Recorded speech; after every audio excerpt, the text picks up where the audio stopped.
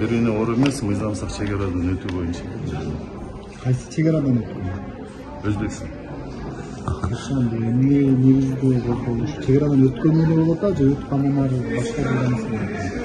Азырынча башка прокуратуранын алып келген сунушу боюнча чек арадан өтүү боюнча чек арадан өткөнчө ары бери. Комиссия жалпысынан канча жолу жыйынга чогулду, кече кайсы маселелерде талкууланды, анан депутаттан кабар алдыңыздарбы, кече социалдык тармактарды сиздер деле окусаңыздар керек. Кандай чечим кабыл алынды? Бизде жанагы депутаттар бир нече жолу өткөздүк, отурумдарды, бардык отурумдар ачык өттү. Кечеги эле экинчи бөлүм эле жабык өттү, анткени ал жерде тергөөдүн купуясы бар депчи. Ошон үчүн комиссия өзүбүз отурдук, отурум өткөздүк.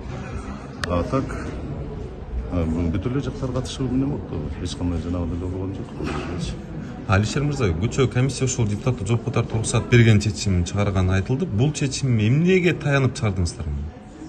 Башка прокуратуранын сунушу кылмыш жана козголгон иш боюнча. Ошол жерде көрүп таанышып берет. Эмне менен далилдешти башка прокуратуранын чек араны өткөнүн? Аны эме ал жерде айтып атпайбы? Кичине жана тергөөнүн купуя сыры бар деп биз ал боюнча телкат бердик да. Аны айта албайбыз. Азыр бул жерден ушул как раз биздин коллегалар да берсе керек. Азыр башка прокурор келгенде. Анткени ошолор аны айтып берет да азырчы. Бирок мыйзамсыз өткөнүн тастыктады, сиздер ишендиңиздер, э? Мыйзамсыз өткөнүн ишендик. Анткени Өзбек тарапынан да кылмыш иш козголгон бул боюнча. Кимге козголгон? Жангыршиев мисалы. Рахмат.